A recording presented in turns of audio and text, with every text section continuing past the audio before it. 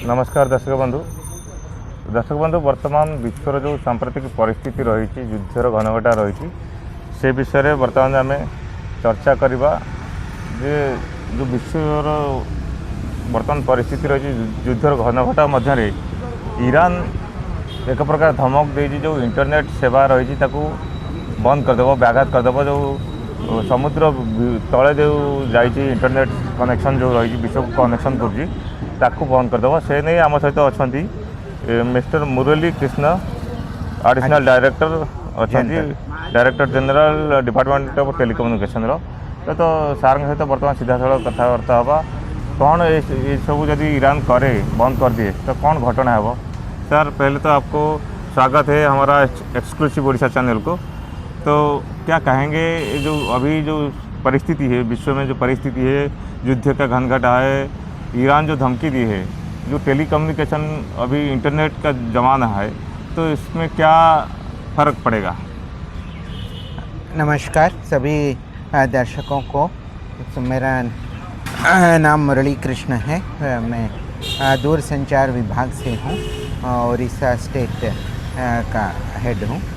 तो अभी ये जो युद्ध 2-3 जगहों में हो रहा है उसमें ईरान वाला युद्ध सबसे ख़तरनाक है, क्योंकि ये ईंधन फ्यूल का भी बहुत क्राइसिस हो रहा है और इसके साथ ये इंटरनेट डेटा का भी क्राइसिस हो सकता है, क्योंकि जो ये स्ट्रेट ऑफ हॉर्मुज़ है उसके नीचे से पानी में काफ़ी इंटरनेट सबमराइन केबल जा रहे हैं। आपको तो जानकारी होगी कि ये विश्व का जो इंटरनेट है वो कोर राउटर के सहारे से चलता है और अभी दुनिया में 13 कोर राउटर हैं और भारत के समीप जो राउटर है वो सिंगापुर में है। तो बिना राउटर कुछ नहीं हो सकता है। अभी जो वेस्ट एशिया का राउटर है ये डेटा जो भारत को आती है वो सब राउटर्स द्वारा होकर आती है। एक भी राउटर, इन 13 राउटर में एक भी कम हो जाए तो उसका असर पड़ेगा, उसका तो इंटरनेट का डेटा पैकेट का फॉरवर्डिंग स्पीड कम हो जाएगा। बिकॉज़ इंटरनेट कैसे चलती है, हर एक डेटा पैकेट का हेडर एग्जामिन करके ही चलती है, तो उसमें डेस्टिनेशन रहता है, सोर्स रहता है। तो अभी ये ईरान के नायकों ने धमकी दी है कि जो केबल उनके ज्योग्राफिकल एरिया में है उसको वो काट सकते हैं। और ये काटना तो बहुत ही आसान है, क्योंकि ये इंटरनेट सबमराइन केबल तो बिना कोई प्रोटेक्शन का ये समुंदर के तल पर है, माने वो डेप्थ हो सकता है अप टू 3 किलोमीटर पानी का डेप्थ, और जब वो शोर के पास आता है तो 100 मीटर भी हो सकता है। तो जो जगह कम डेप्थ में है वो ही डेंजर में है कि जस्ट एक एंकर, शिप का एंकर भी उसमें डाल दें तो बस वो कट हो जाएगा। और उसका रिपेयर करने के लिए 3 महीने लगते हैं, क्योंकि उसके लिए स्पेशलाइज्ड शिप वो सिंगापुर से आती है और वो आने में 1 महीना लगता है, और पहले वो जाएगी कोलंबो, उधर से स्पेयर केबल ले आएगी। स्पेयर केबल हर जगह नहीं रहेगी, ये पूरे इंडियन ओशन रीजन के लिए सब कंपनी का, सब केबल का स्पेयर पार्ट्स कोलंबो में है। तो पहले कोलंबो जाएगी, फिर उधर से स्पेयर पार्ट्स लेगी, फिर इधर परमिशन फ्रॉम इंडियन नेवी और कोई भी जहाँ का ये नियरेस्ट कंट्री का हो, फिर उधर जाएगी। फिर इसमें तो 1.5-2 महीने लग जाते हैं, फिर कुछ 15 दिन का काम रहता है। उसको नीचे से ऊपर उठा के शिप में लगा के उसको ड्राई करके उसको ये करने में। तो अभी ये हमारा पूरा इंटरनेट तो सेल्फ कॉन्फ़िगरिंग है। एक सेगमेंट उसका त्रुटि आ जाए फिर भी वो ऑटोमेटिक राउट कर लेगा। सिर्फ ये ऐसा नहीं कि इंटरनेट पूरी तरह से बंद हो जाएगा, ऐसा कभी नहीं होगा, क्योंकि सैटेलाइट से भी इंटरनेट आती है। बट ज़रूर स्पीड के ऊपर उसका असर पड़ेगा। हो सकता है आपका स्पीड 25% कम हो जाए। आज का जो ज़माना आधुनिक ज़माना है, डिजिटल ज़माना है, यस। तो अगर वो ईरान कोई हमला ऐसा करता है तो क्या क्या परिस्थिति हो सकती है? हाँ, यही बात है। आपको सब साइट्स आपको एक्सेसिबल रहेंगे, बट ये स्पीड कम हो जाएगा, बिकॉज फर्स्ट अटेम्प्ट में नहीं मिलेगा, जो काम कर रहे हैं डायरेक्ट वो रूट भी- से नहीं मिलेगा, तो ये राउटर दूसरी रूट ट्राई करेगा ऐसे। तो आजकल जो सब डिपेंडेंट है डिजिटल में, वो लाइन भी लग जाएगा सब, जैसे तो कि लंबी रूट से जाएगी, हाँ, तो उसका डिले भी होगा, स्पीड भी कम हो सकती है। और इसका आप ये पूछ सकते हैं कि इस समस्या से बचने के लिए ये भारत क्या कर सकती है? वही बात। ये एक्चुअली तुरंत इसका कोई सोल्यूशन नहीं हो सकता है, ओनली लॉन्ग टर्म सोल्यूशन। आप हैरान हो जाएंगे कि जो इंटरनेट केबल सब जगह लगी हुई हैं, तो नियरली 500-1000 केबल्स हैं, बट सबका यूटिलाइजेशन ओनली 20-25% है। जी। हाँ, बट फिर भी नए केबल्स का